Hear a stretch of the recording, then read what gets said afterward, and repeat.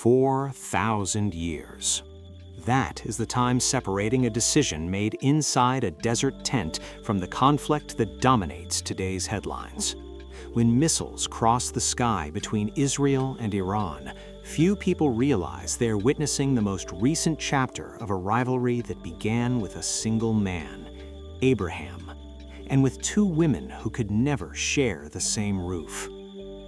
To understand how we got here, you need to go back to the beginning. Not the political beginning, not the territorial beginning, but the family beginning. Because this conflict was not born in diplomatic offices or on battlefields, it was born inside a family. And for that reason precisely, no negotiation has managed to resolve it in 4,000 years. The story begins in Ur of the Chaldeans, a prosperous city located in what is today southern Iraq. There lived a man named Abram. His name had not yet been changed to Abraham.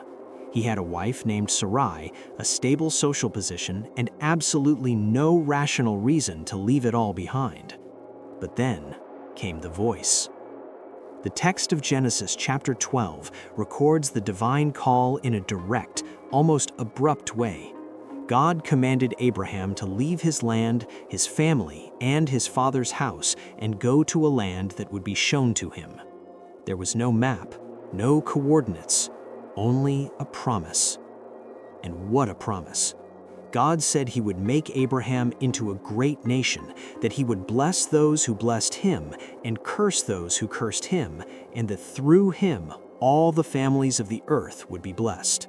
It was a complete package, countless descendants, divine protection, and universal historical significance. There was just one devastating problem with this promise. Sarai was barren. The biblical text emphasizes this detail before even narrating the journey. Genesis chapter 11 verse 30 records it plainly. Sarai was barren, she had no children. The promise of a great nation had been made to a man whose wife could not bear children. Abraham was 75 years old when he left Haran. He took Sarai, his nephew Lot, all the possessions they had accumulated, and the people they had acquired, and set out toward Canaan. He traveled through the land to the Oak of Moreh near Shechem, and there God appeared again, refining the promise. To his descendants he would give that land. Abraham built an altar. It was the first of many.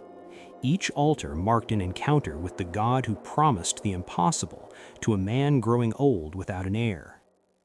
The years passed. 5, 10. Abraham and Sarai still had no children. The promise hung in the air, seemingly out of reach. And then came the night that would change everything.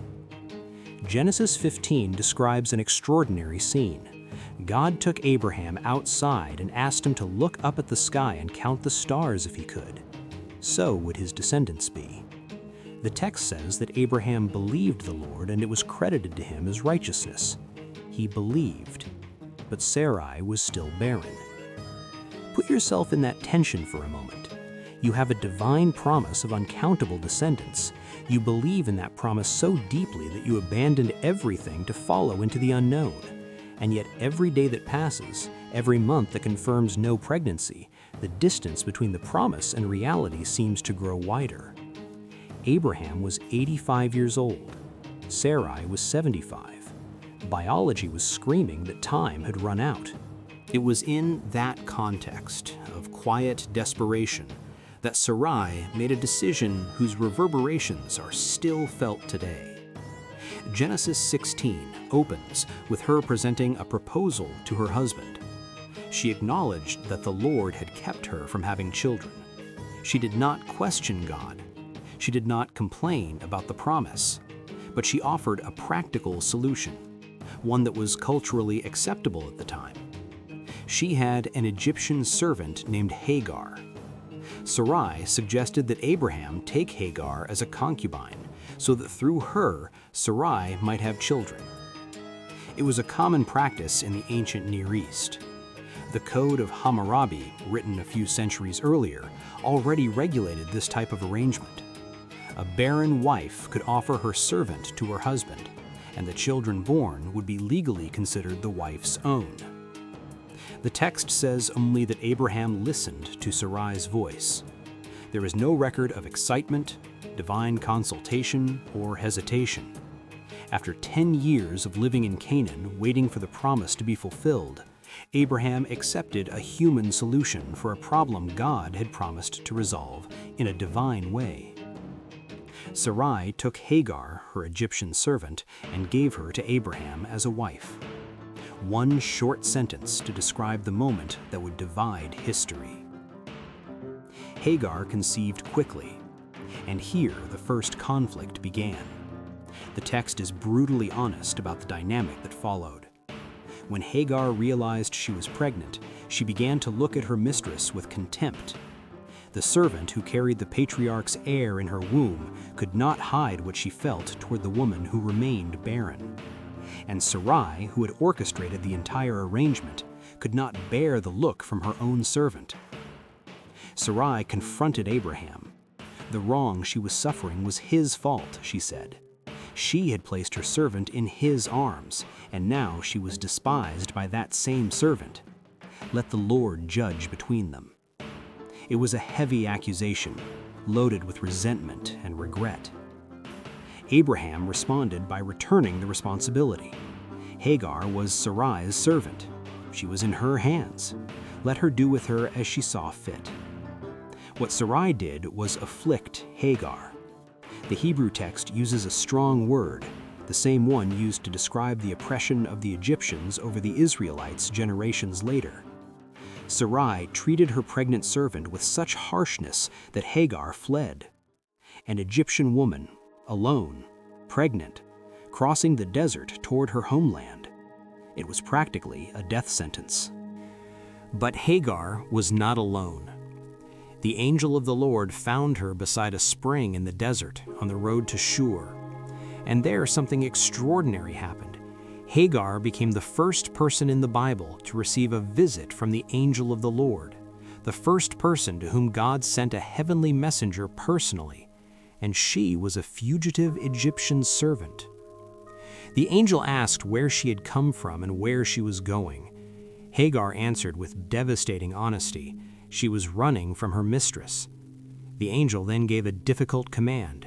She should go back and submit to Sarai's authority. But alongside the command came a promise. The angel said he would greatly multiply Hagar's descendants, so many they could not be counted. The son she was carrying should be named Ishmael, because the Lord had heard her affliction. Consider the weight of this promise. It was nearly identical to the promise made to Abraham. Uncountable descendants, great multiplication. God was promising the Egyptian servant something very close to what he had promised the Hebrew patriarch. 2 great peoples would be born from the same source.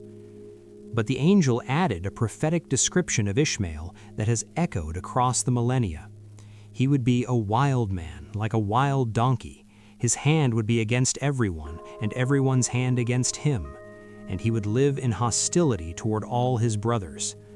It was a prophecy of perpetual conflict. The child not yet born already had his destiny written as someone who would live in constant tension with everyone around him. Hagar returned. She submitted to Sarai, and she gave birth to a son whom Abraham named Ishmael. The patriarch was 86 years old. He finally had an heir. For 13 years, Ishmael was Abraham's only son. He grew up in his father's tent. He learned the patriarch's ways. He took on the role of firstborn. For all practical purposes, he was the one who would inherit the promises. Then God appeared again. Abraham was 99 years old when the Lord appeared and established a formal covenant. The name Abram was changed to Abraham, father of many nations. Sarai became Sarah, princess. And then came the news that would change everything. Sarah, at 90 years old, would give birth to a son. His name would be Isaac, and with him God would establish an everlasting covenant. Abraham's reaction was telling. He fell on his face and laughed. It was a laugh of disbelief, of astonishment, perhaps of confused joy. And then he made a request that reveals how much Ishmael meant to him. Abraham told God that he only wished Ishmael might live before him. It was a father pleading for the son he already loved, for the heir he had raised for 13 years. God heard the request. He answered that he had blessed Ishmael and would make him fruitful and multiply him greatly. Ishmael would father 12 princes and become a great nation. But the covenant, the specific, everlasting covenant, would be established with Isaac. It was a crucial distinction. Both sons would be blessed. Both would become great nations. Both would have countless descendants. But only one would carry the covenant. The blessing was shared. The covenant was exclusive. Sarah conceived and gave birth to Isaac when Abraham was 100 years old. The impossible child had arrived. The son of the promise, born of a 90-year-old woman and 100-year-old man, was there, breathing, crying, nursing. Sarah said that God had brought her laughter, and everyone who heard about it would laugh with her. The laughter of disbelief had become the laughter of celebration. Isaac grew and was weaned. Abraham held a great feast to celebrate. And it was during that feast that the latent conflict finally erupted. Sarah saw the son of Hagar the Egyptian laughing. The Hebrew text uses a word that can simply mean to laugh or play, but can also carry more negative connotations, to mock, to ridicule. The ambiguity is intentional. Exactly what was Ishmael doing? It is not clear. What is absolutely clear is Sarah's reaction. She demanded that Abraham drive out the servant and her son. The son of that slave woman would not share in the inheritance with Isaac. It was a radical, cruel demand when viewed from the outside. Ishmael was around 17 years old. He had grown up as Abraham's son, the only son for more than a decade. And now he was to be cast out, sent away with his mother into the desert. The text says this was deeply distressing to Abraham on account of his son. A father was being forced to choose between his two children. But God intervened. He told Abraham to listen to everything Sarah said, because it was through Isaac that his offspring would be reckoned. As for the servant's son, God would also make him into a nation, because he was Abraham's offspring. Early the next morning, Abraham got up. He took bread and a skin of water and gave them to Hagar, placing them on her shoulders. He handed her the boy and sent them away. Try to feel the weight of this scene. A father waking before dawn to send away his own son, preparing the most meager of provisions, placing a water skin and a little bread on the shoulders of a woman who would walk into the desert with a teenager, and then saying goodbye. The text records no farewell words, no embrace, no tears, only that Abraham sent them away, and Hagar left. Wandering through the desert of Beersheba, the water ran out. Hagar placed Ishmael under a bush and walked away about a bowshot's distance. She said she could not watch the boy die. She sat down across from him and wept aloud.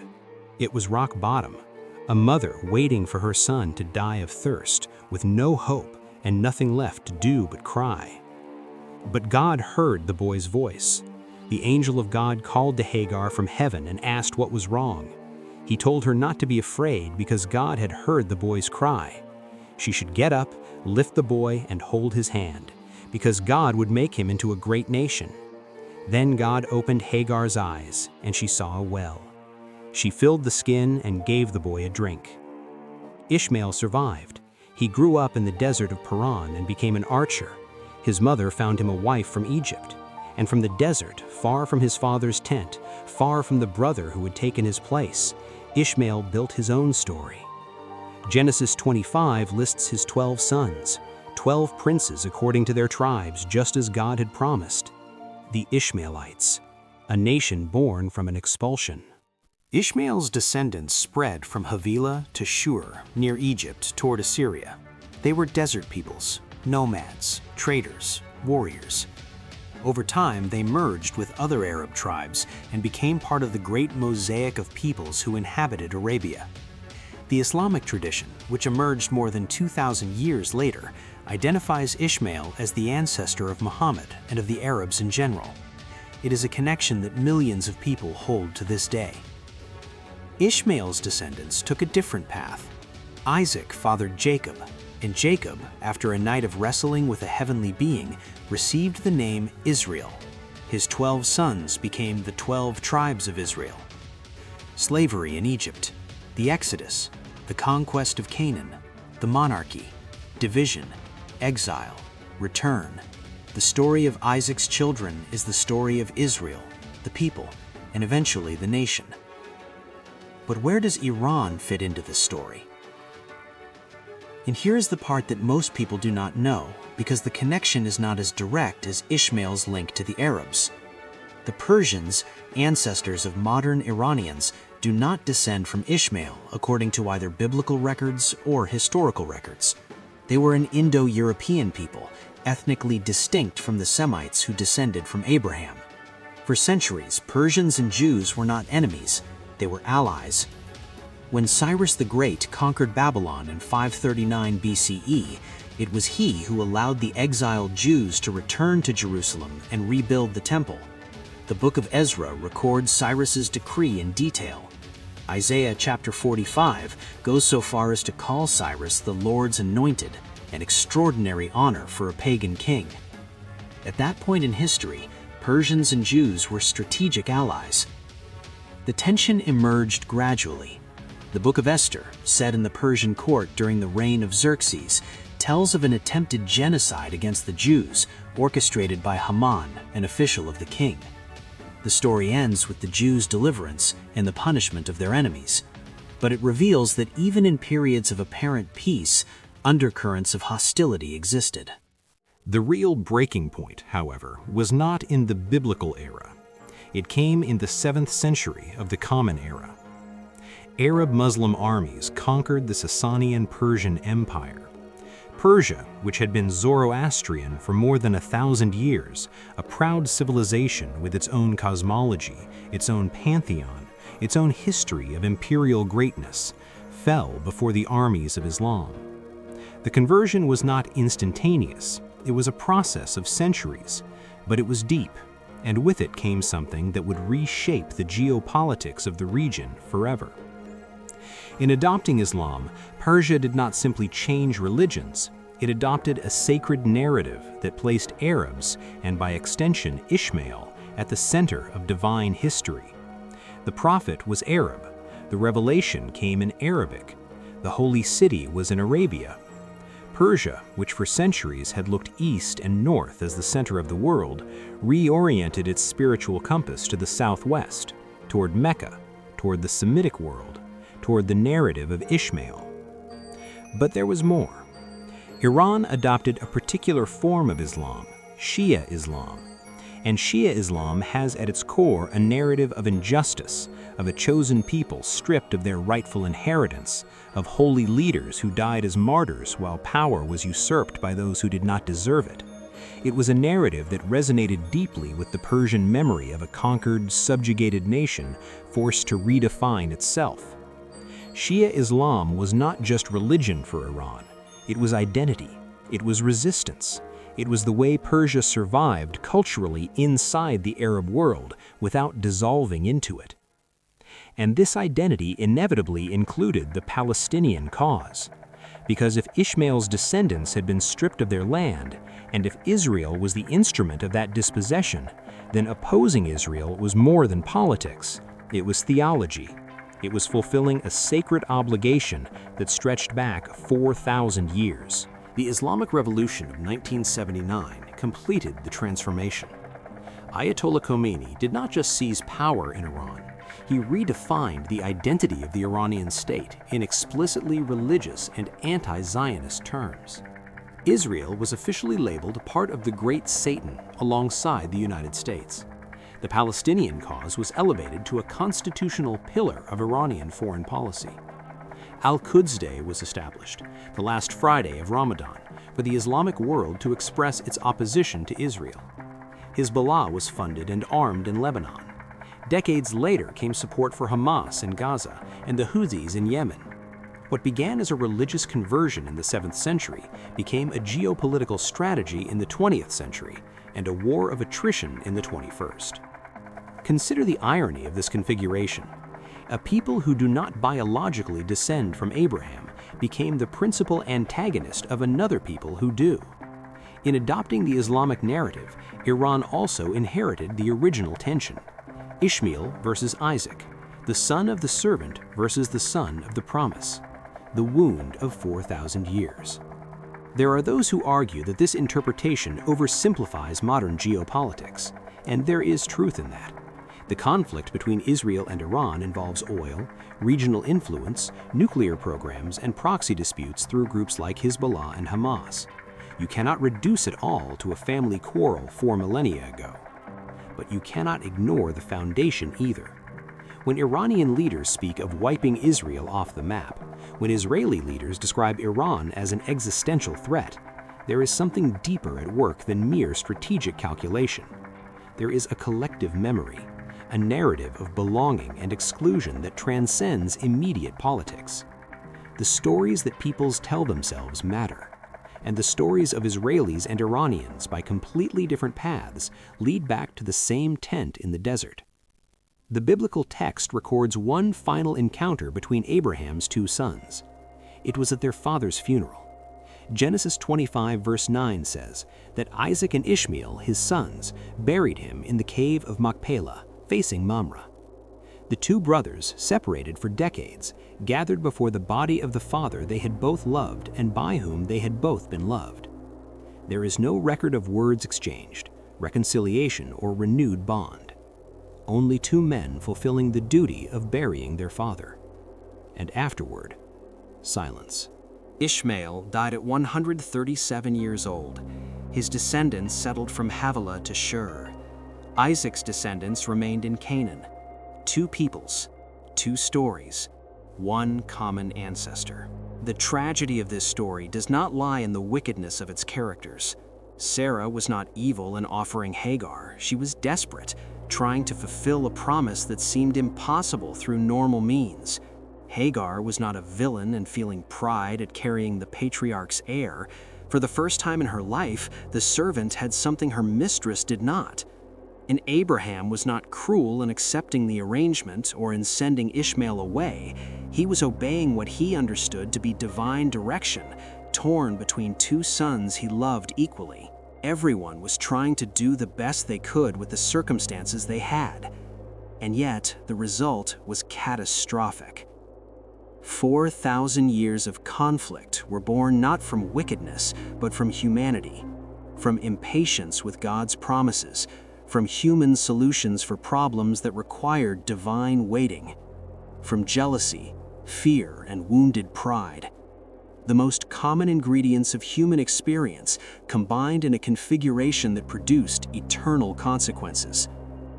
A wife offering her servant, a husband agreeing, a servant looking with contempt, a mistress reacting with harshness, a dawn, expulsion, a boy crying of thirst. Each step made sense to the person taking it. None of them seemed to be creating a civilizational fracture. But the sum of those steps produced just that. Abraham died at 175 years old. He departed in good old age, full of years. But the story that began with a promise of blessing for all nations ended by creating one of the deepest fractures in human civilization. Not because God failed, but because humans tried to accelerate the divine plan with human solutions. Today, 4,000 years later, the world is still dealing with the consequences of one night when a man walked into his wife's servant's tent. What seemed to solve a problem created a conflict that no war has managed to end, and no peace has yet managed to heal. If you made it this far, it means this kind of story matters to you. Subscribe to Historical Dreams so you don't miss what's coming next. And if you want to keep exploring this part of the world from an angle most people never consider, we have a video about the Garden of Eden in Iran that will surprise you. The link is right up there.